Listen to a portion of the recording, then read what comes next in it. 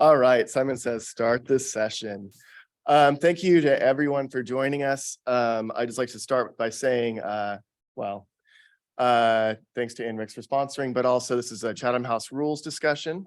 So please do not tweet or attribute specific people to comments that are made if you choose to tweet or post on social media. Thanks. Okay, so really excited to be here because if you want to solve any of the big problems in transportation today, Transportation Camp and TRB are the places to be.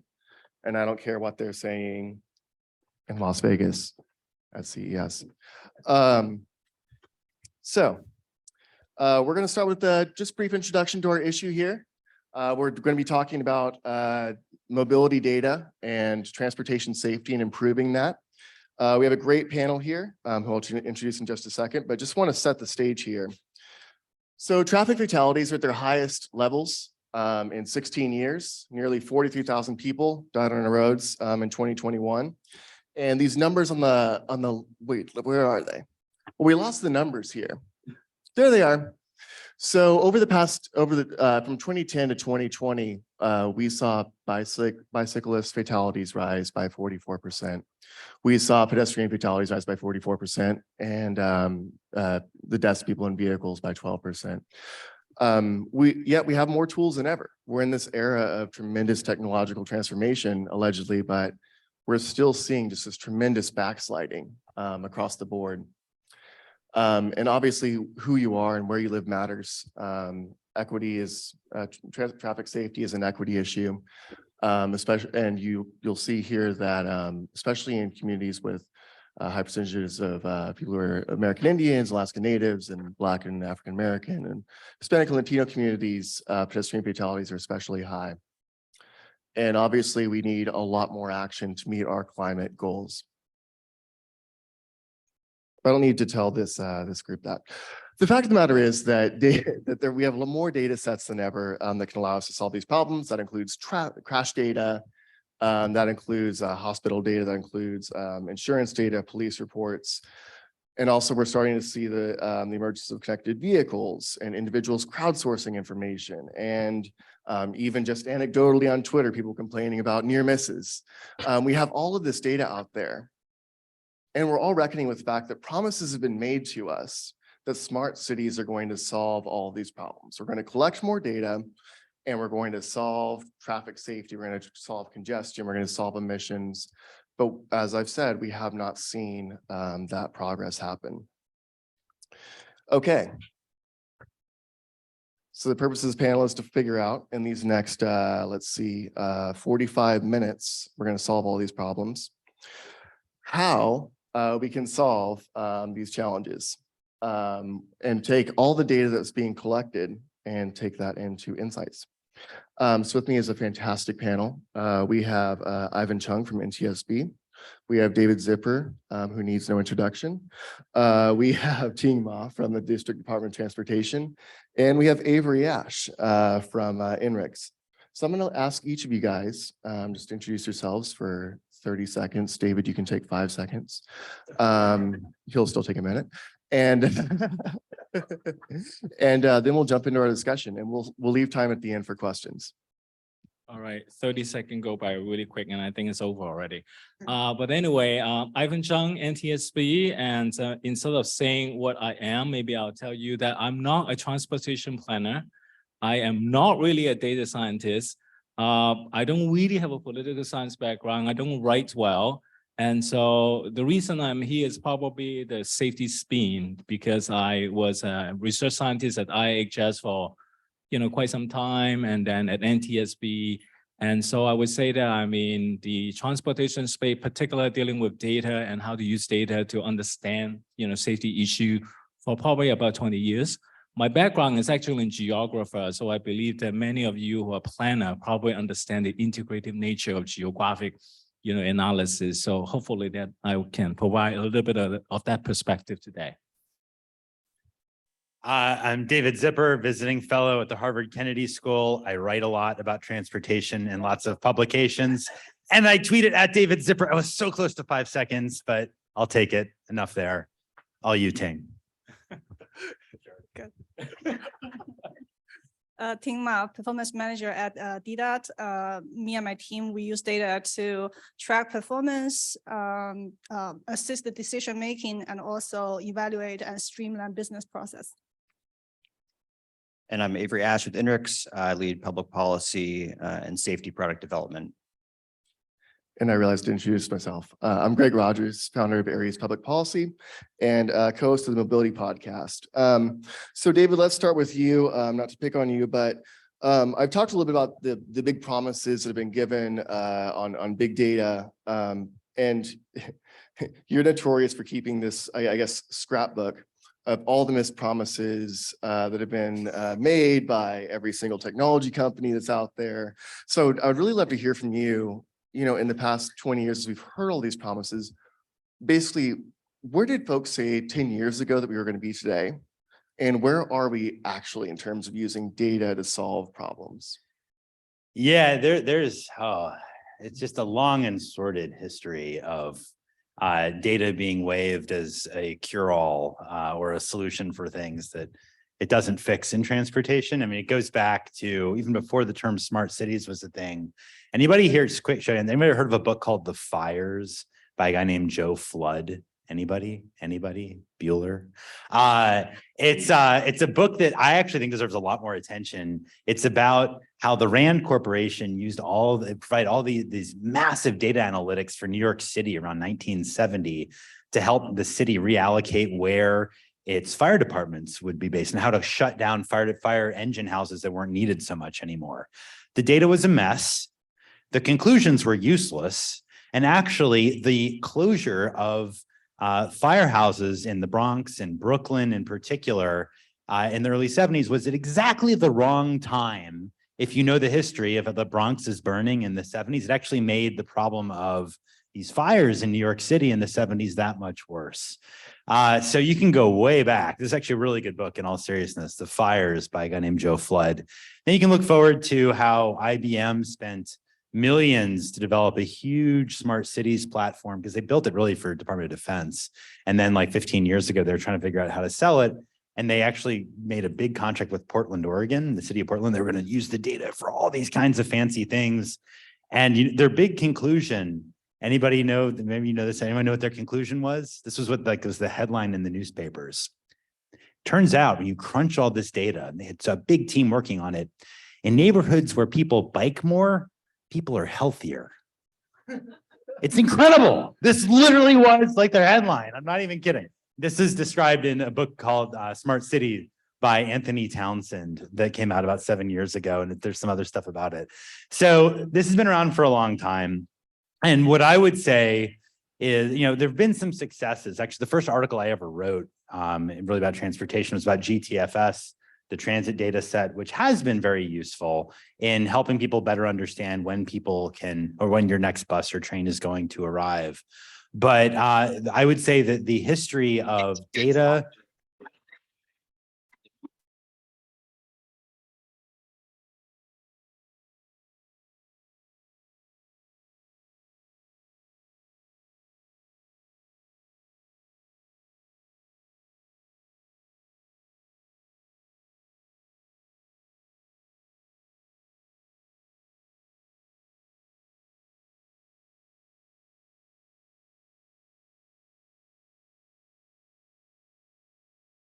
Missing the data that we need in order to confront, rising traffic fatalities?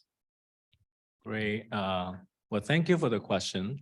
And I actually want to go back to the very first slide. You don't have to show it up.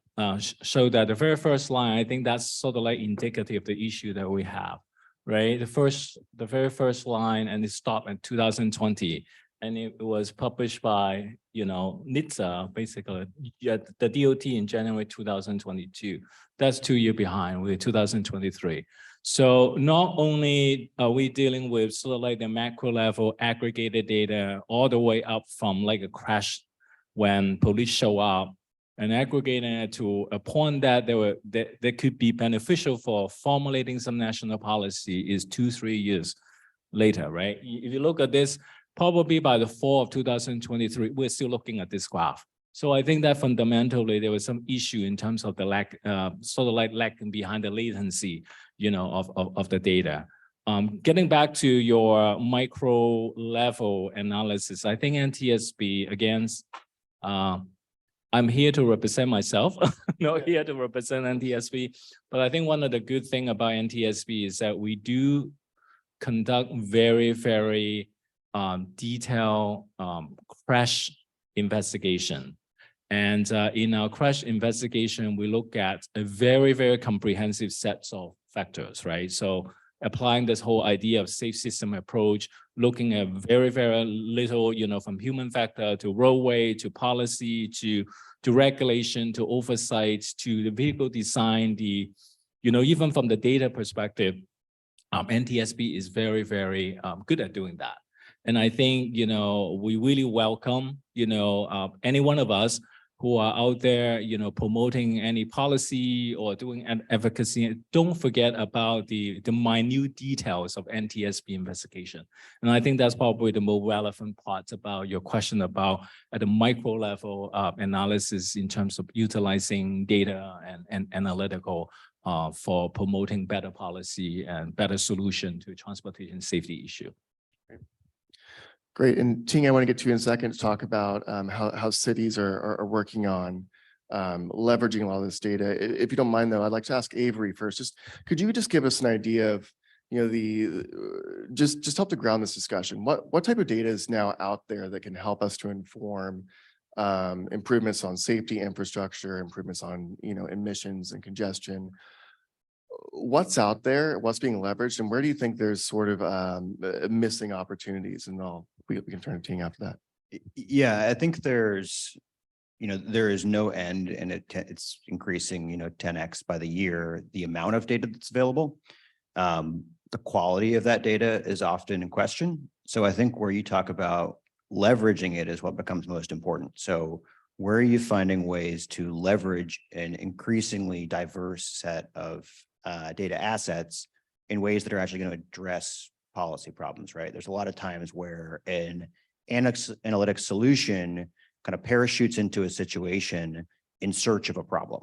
So I've got some data that I think you should be interested in. If it's not solving a problem for me, if it's not making my life easier, right? If it's not allowing me to do more with less, then what's the point?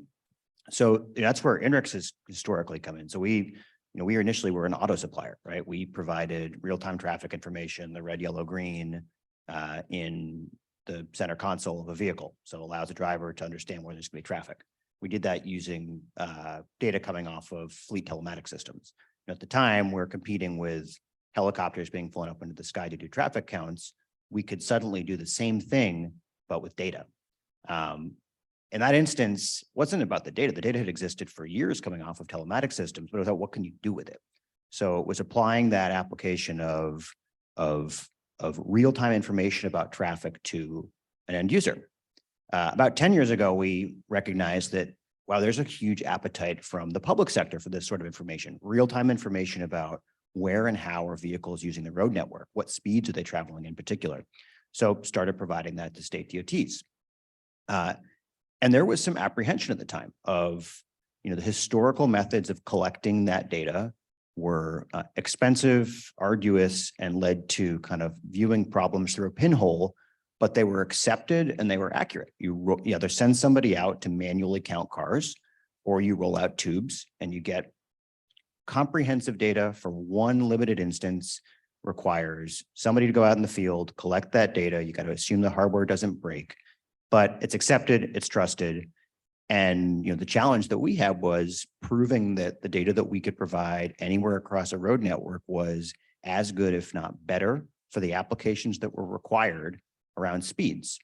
Now, since that time, we have kind of graduated that from just speed data to things like parking availability, more recently around Vision Zero, looking at not just the average speed, but the distribution of speeds, volumes of vehicles on roads.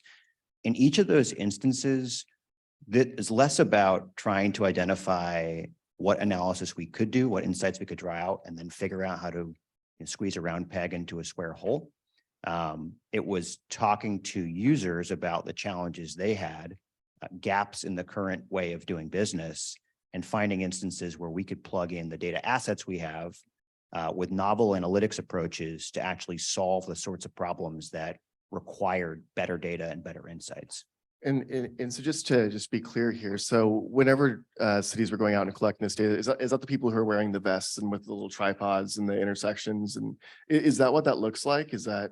Sometimes, I mean, the tripods can also just be for sighting, right? Yeah. It's like more on the engineering side. We're talking about like out with the clicker, Just with the clicker? clicking Yeah, and counting cars. that And seems efficient. it's accurate. Yeah. It might not be efficient, but it's accurate. Right. And that's kind of been the knock oftentimes on new entrants kind of with this promise of connected vehicles of we're going to be able to provide all these wonderful insights. Mhm. The problem with it is if it can't fit into the existing system, it's not meeting an existing need, particularly the public sector, you can't buy it and it's a complete waste of time. Yeah. And that's a great segue. Ting, I'd love to hear about how DDOT is sort of working to collect data and how you're really sort of informing the decisions that you're making through the data that you collect. I saw that your team is, or you're actually an award-winning data analyst, and you guys have created dashboards that help to analyze a lot of what's coming in. Could you give us an idea of that and how DDOT is working to address, I think, a lot of the safety issues that we're seeing emerge? Sure. One good news I'd like to share. We were sort of shocked by this chart, the trend we are seeing here, the increased spike of fatalities nationwide. But one good small piece of good news I can share with you is that in 2022, DC, the fatality number in DC dropped by about 15%. But I mean, that's not enough at all because we have our vision is zero, and still we have 35 fatalities, 35 tragedies, and more than 35 broken families behind the numbers. So, but at least we are seeing like the change of the trend, because during the COVID we see an increase of fatalities, mostly due to the cause of speeding. So that's a tiny piece of the good news I'd like to start sharing with you. And then talking about the work we've done, as I mentioned, we are using data to track performance. So we now have dashboards of fatalities and the crashes, not only fatalities, but also crashes, because we have much more data than what we shared with the US DOT in the FARS system. And also, but that's not enough because we still don't have the near miss information to complete the picture. We now have dashboards on tracking the fatalities and crashes. And also we just launched a new dashboard to track all the safety interventions we put on the street. So you guys can go to our new visionzero.dc.gov website to check out all the dashboards as well as other efforts that DDOT and other DC agencies are working on. That's number one. We use data to track performance. Number two is that we really adopted this data approach to make our decisions, like which location needs the most immediate attention. So just yesterday, we launched our Traffic Safety Input 2.0 program. So what we do is that we ask for the residents and also travelers in DC, ask for their inputs, where you feel dangerous for traveling. And then we got information. We have a full questionnaire, ask them to fill in the form for us. And then we also have a very holistic, comprehensive, and advanced data-based model. We have data about crash pattern. We have information about roadway characteristics, and then proximity to amenities such as school, such as metro stations, and also the population information, like are there a lot of senior residents living there, vulnerable road users. And then we have all the information into this prioritization model, and we selected the top 200 for our safety team to do a very comprehensive, thorough investigation for 200 locations per quarter. So a year is 800. And then they're gonna construct and deploy safety improvement devices such as ATE, such as leading pedestrian interval, and other safety countermeasures, so speed humps, the speed table. So that's the way we use data and the prioritization model to really translate the data into action that we can take. The third way we use data to help with to help us toward the Vision Zero is to evaluate how we provide maintenance of very critical assets like roadway signs, like roadway markings. So we do have a 311 system. I know most of you are familiar with our 311 system that you can make a request to fix, say, a pothole, a roadway sign. So we work with individual teams to look at how this request are handled across different teams. So we develop SOPs for teams for them to follow to really like shorten the amount of time for team to investigate and to do the actual safety improvement towards closing those service requests. Great, and I will say that DC's 311 system is very responsive. There was once I was walking my dog out in Mount Pleasant and came across a dead gopher on the sidewalk, and they came and cleaned it up within 3 hours after I put it on 311. So I appreciate that, and I'm sure the pothole filling has been great as well. So let's hear your hot takes. Yeah, there it is. Roadkill aside, we're having fun here. Roadkill aside,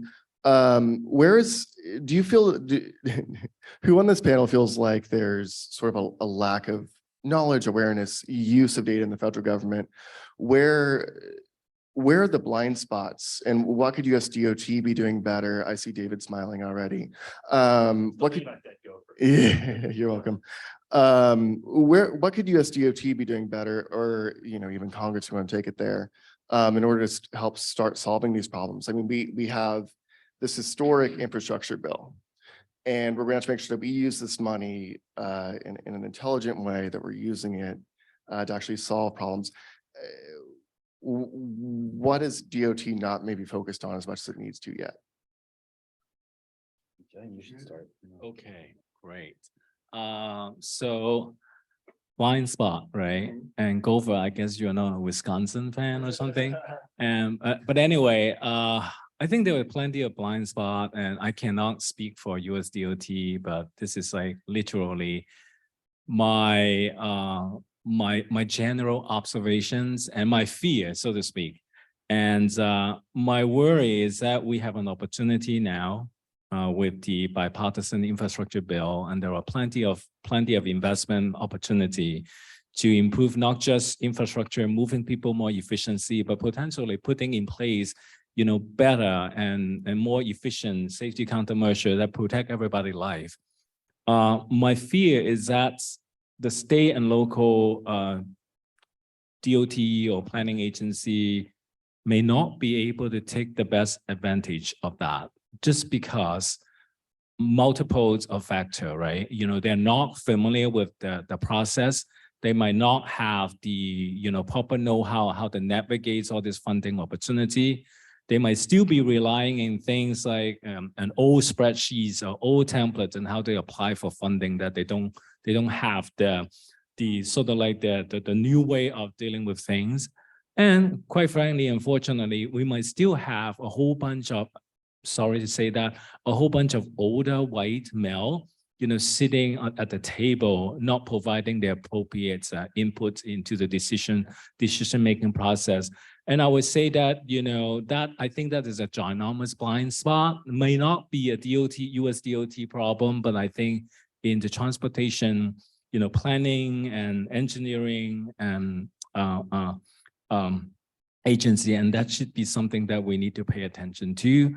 Another blind spot that I would say, and that's sort of like my crusade, in transportation safety data, is that, yes, we might be making some improvements about safety data, but we are still looking at what I call a trailing data. When something bad had happened, And I think we are not very good at, maybe we'll relies on more telemetrics, more cooperation for vehicle manufacturer and engineering firms to understand what lead to these kind of situation. I think we need to do a better job in terms of collecting, analyzing, maybe even training people to do leading data analysis. My final thought is actually related to what's I'm so sorry, I forgot your name. Avery was saying about, some of the approach to collect data, right? Unfortunately, we still have engineering schools still teaching transportation engineering 101, from a textbook that potentially be 1970 or maybe, potentially 1960. And there was a lot of quote unquote rule of thumbs, best practices that was very, very dated. That's not catching up with, the newer wave of technology and data and data analytics and stuff like that. So I think we need to, take a good look of how we train our newer transportation engineering and data analysts who want to, be in this safety space. So I would say that those are my three big things that I would like to see, maybe we pay more attention to. I might just be I'll try to be quick. I'd just say, talking about crash data or crash stuff, I'd group it into ex post and ex ante data. And because I don't think we're doing great at either one. Like after crashes, some of you may know, anybody know what FARS is? FARS? I see some nodding heads. It's okay. I can see some that are not nodding who don't want to admit they don't know, which is fine because I didn't know until I give myself, as I call it, voluntary brain damage, learning about some of this stuff. But FARS is the data set that's maintained by NHTSA, really, right? That basically draws up from basically the fatal crashes that occur on roadways throughout the country. But it's all based on law enforcement reports, as I understand it. And for those of us who are involved in traffic safety or safe streets, that law enforcement reports are not exactly the most reliable resource for what actually happens leading into a crash. In particular, they don't often even mention elements related to vehicle design at all or road design. And there can be elements that are missing from these reports about, like, was there a protected bike lane or not, or anything like that. Did the crash occur on the sidewalk on the side of the lane, and like all kinds of data is missing. And this was, as I recall, called out in the IRA, not the IRA, the infrastructure bill, excuse me, to start to improve upon this. We have a long way to go. And I think that recognizing, and there's a growing awareness of this, which I think is really great, that police departments alone are just a terrible resource for understanding why we have crashes and what has happened in those crashes. So FARS is inadequate, it's underreported, it's badly reported, we need to fix that. But I'll also say something too, in terms of, this relates to some stuff Ting was talking about, in terms of ex ante, like trying to get ahead of crashes and sharing data in that way. So one thing that I would criticize many of my friends at city DOTs for doing is to have really great data about the potential impacts of safe street modifications and so forth and so on, and then not taking what to me should be the obvious next step, which is to share that data strategically with reporters and the media so that you get stories written about how you've seen a decline in pedestrian crashes where leading pedestrian indicators were adopted, or where pedestrian islands led to blah, blah, blah reduction in crashes, or where traffic cameras led to reductions in crashes. Because if you don't do that, you're leaving open the space for the kinds of stories that drive everybody here crazy, like that one in DC over the last week about like civil disobedience from people who are destroying the traffic cameras.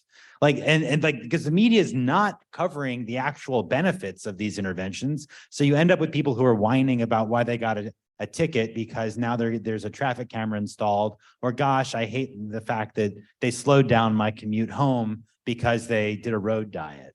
Like we got to get out ahead of it. And I know it's not just on you because it's not just your role at DDOT, but this is like a huge gap in how we use data, I think, at city transportation agencies across the country.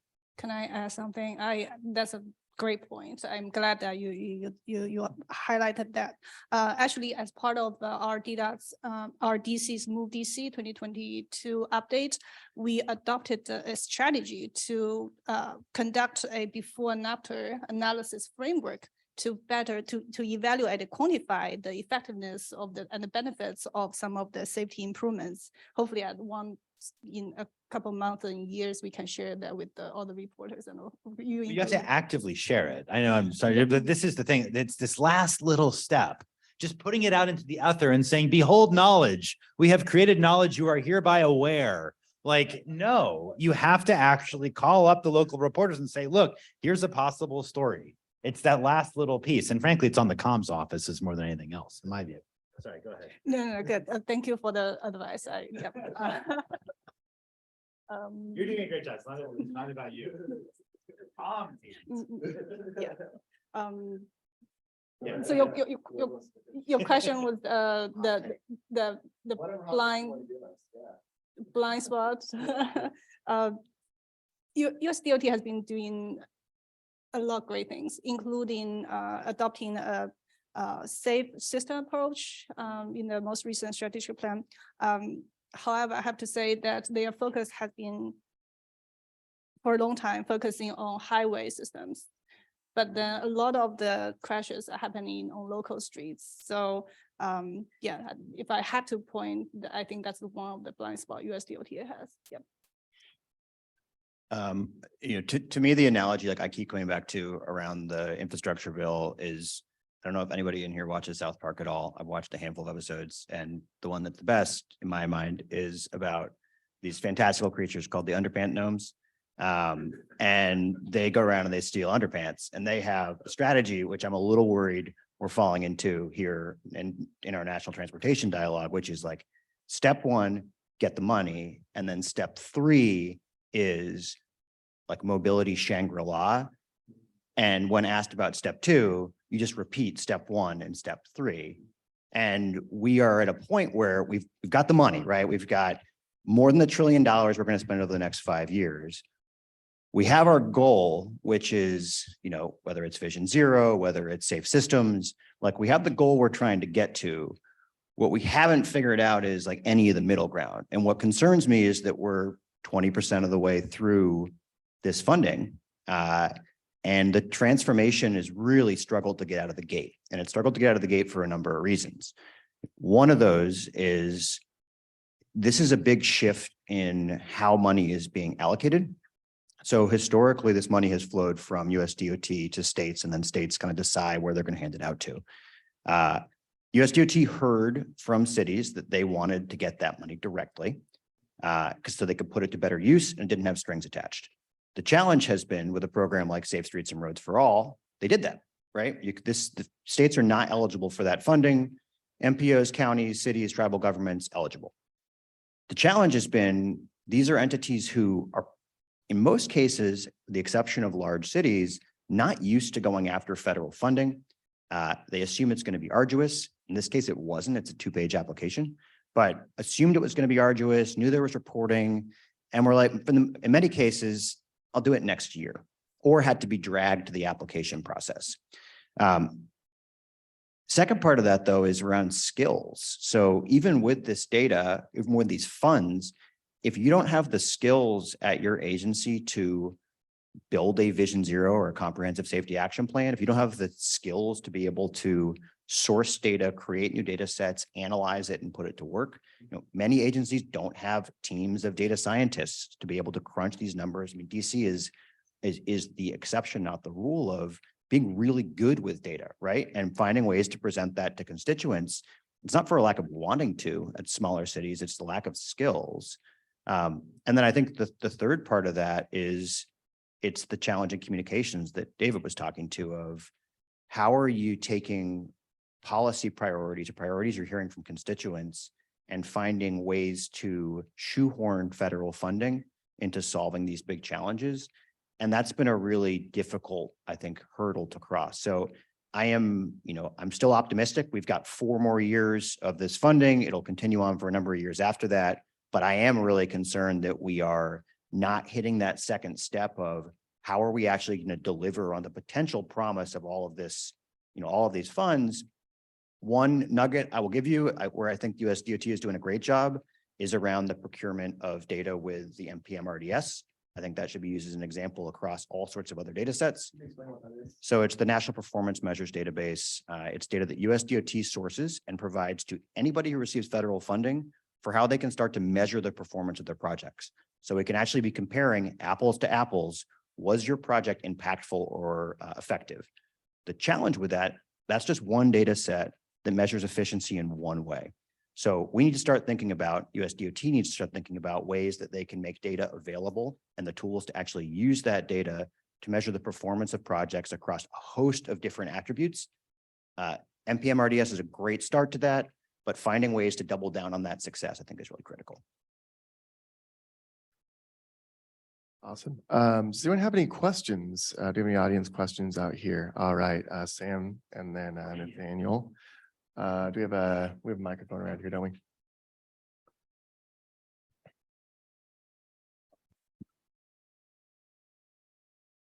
Is it on?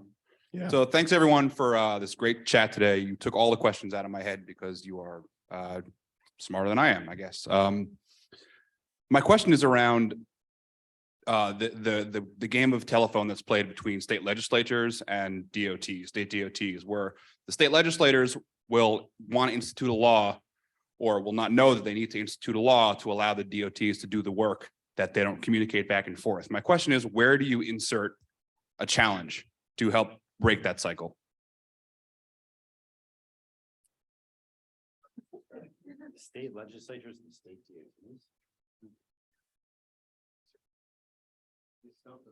You stumped this panel. I Everyone mean, take it. I think there's an expectation, right, that once you're elected to an office that suddenly you understand the system.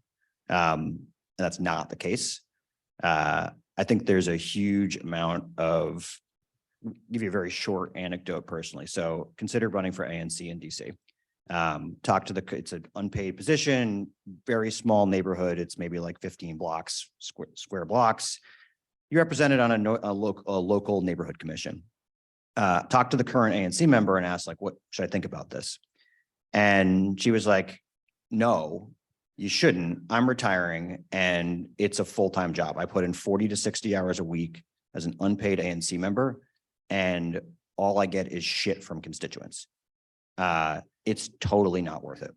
So I think there is a challenge with who we're able to draw into the system. I think there's a challenge with educating them how to work through that system. And I think, unfortunately, a lot of that really needs to be done from the advocacy community and, frankly, the private sector, from presenting solutions in like really distillable ways of what I need from you is, if you want this outcome, what we need is to start here with X rule change.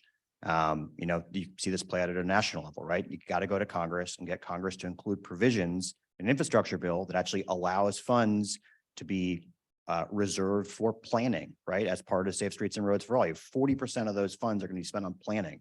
That's huge. It requires you actually go and educate people, though, about why that was important.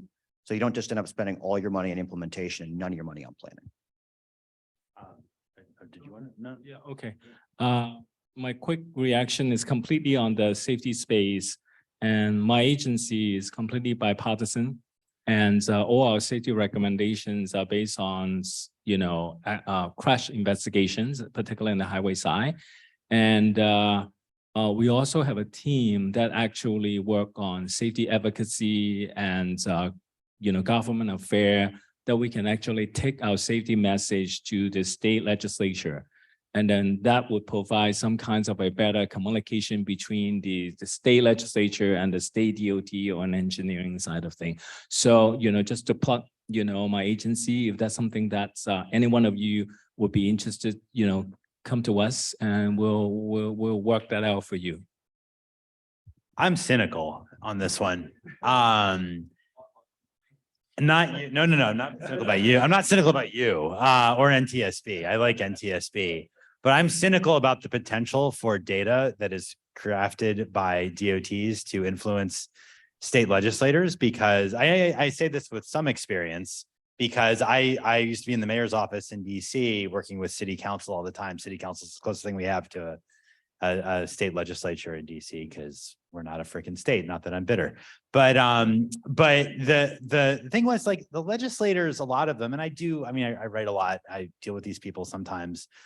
A lot of them either don't understand issues of street safety, or they genuinely just aren't incentivized to understand it, because they have to fundraise constantly, and a lot of their money comes from people who have more money. Those who have more money are more likely to drive and complain about parking, and they're raising corporate dollars, and the companies or small businesses are going to complain about parking, and they're complaining about car access.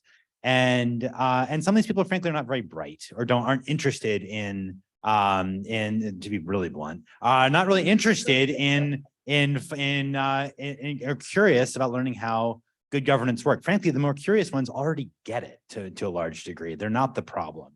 So rather than, as much as I would like to be able to say, look, if you create the right kind of PowerPoint, you can win over that guy with the right data. I just don't think it's going to work most of the time. What I think can work is if you get that data out into the public in the right hands, in the media and with advocates who can wield it as a weapon in a way that the state or city DOT cannot, and basically call out that legislator for being an idiot when he or she says something that is just factually wrong about how, like, when if we expand the road, we will be able to reduce carbon emissions because we'll have less congestion, which is what New York State recently said. Call that person out as an idiot. And we can do that if we arm advocates and with and the public with the right kind of information that we have available that's accurate. So that's why I'm sort of cynical, but not cynical. I'm like, we can actually win those people over, but you have to bludgeon them. And I say bludgeon. That's what I say. Can I, I'm sorry, can I don't know why, but that I sort of have a very different experience working within the DC government. I feel our council has done a decent job. So much better than it was 10 years ago. Oh my God. Yeah. One example I'd like to share, traffic safety investigation as an example. In one of the legislature, I forgot it was 2014 or 2016, it requires DDOT to create a public facing dashboard to share, like, where we are, where we have investigated and what kind of improvement we're going to put on the road. That's required by the council. I was very thankful for them to have such a specific data requirement for DC government. But I would assume not all the state work this way. But just share my experience, and I actually recognize a couple of faces here who have been pushing our council by joining our public hearings and sharing their concerns and questions with the public and DC government. Yeah. Great. I have a question about making data-driven decisions. I think that Safe Streets for All specifically is a really good example of, if I'm a small government, I can't collect a lot of data, I've been given best practices and an action plan or Vision Zero to potentially, create some kind of mitigation. However, we know Vision Zero in the US isn't really all that it's been cracked up to be. Vice versa, if I'm a large municipality, I have lots of data, I may not be utilizing it in the proper ways to be making decisions. Again, was kind of what we see with some other implementations of Vision Zero. What is the gap between all of this data we have, we know what the problem looks like, and actually creating decisions, be it changing best practices or tailoring them or something to that extent, to make sure that we're actually seeing, the improvements in roadways that we want to see. Oh yeah, could you identify yourself, please? I'm Christina Curtis. I work for FTA's Office of Transit and Oversight Safety.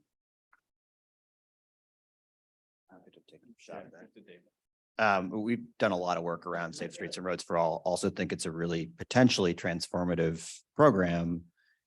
Part of the challenge that we have found when we have gone and talked to cities who would potentially or are going after funding is the application process is really easy. that's good, right? It's 2 pages. It's basically just requires you to say, I'm going to build a plan.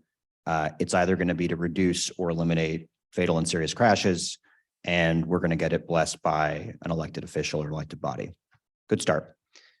The challenge then is, though, it's got to be data driven. Okay, that's a good start too, but like with what data is the challenge? And, you know, DC does a really good job of being able to collect and pull together available data, whether it's through the 311 system, whether it's through better crash data. The challenge is still out there, though, for external data sets that should be or could be leveraged to help drive that decision-making process. So just knowing where crashes took place, it's a very lagging indicator, and you're constantly chasing your tail. The number of crashes is obviously still way too high, but it's also too low to really be able to identify crashes before they take place. So, you know, there's been for a long time this kind of concept of we want near miss data, like that's going to be this holy grail of data. And it's really failed to materialize because it's been the term near miss has been applied to data that might be correlated with crashes, but isn't. You know, we're excited for the work that we are doing, and we announced back in July with General Motors to actually start to get some true near miss data into the platform we've built for Safe Streets and Roads for All applicants, our Safety View product. But that's predicated around how do you bring together local crash data, census data, so you can have some lens toward equity, and then data around vehicle movement and VRU behavior, package it in one place so that if I'm a small city approaching Vision Zero planning, I don't need to go and figure out how I'm going to hire a team of data scientists, go individually source a bunch of data.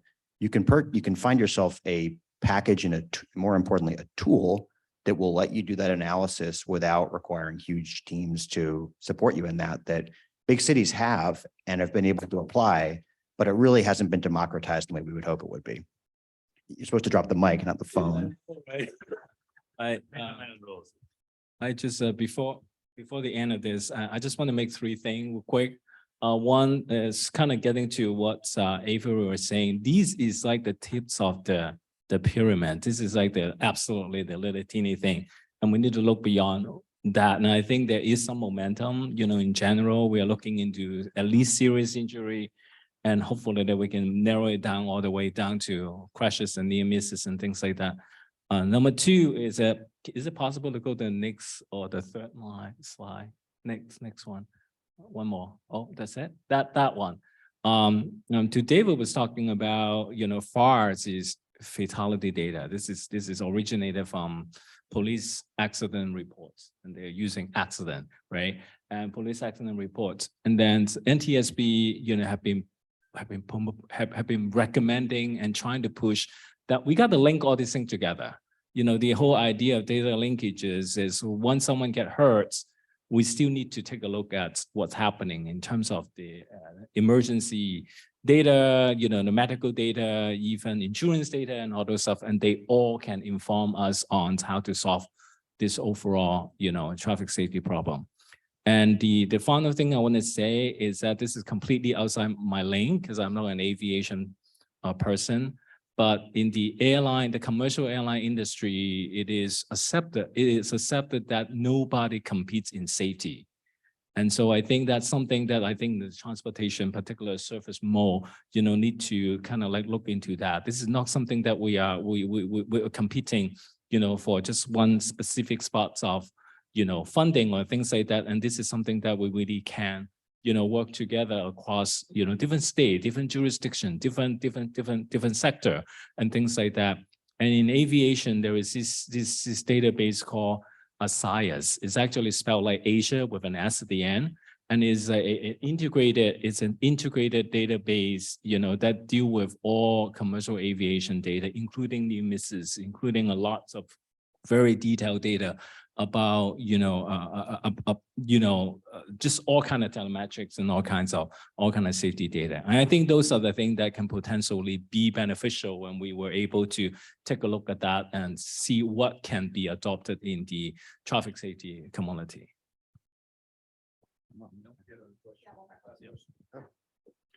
Yeah, this will be pretty quick because we're at 12:01. Thank you. Could you please introduce yourself? Heather Foote, I work in older adult transportation and pedestrian safety. Although I'm not here in that capacity, I co-chair the DC Pedestrian Advisory Council and support everything that Tina's done, the wonderful steps that DDOT has taken. A parallel truth is that there are major gaps in data.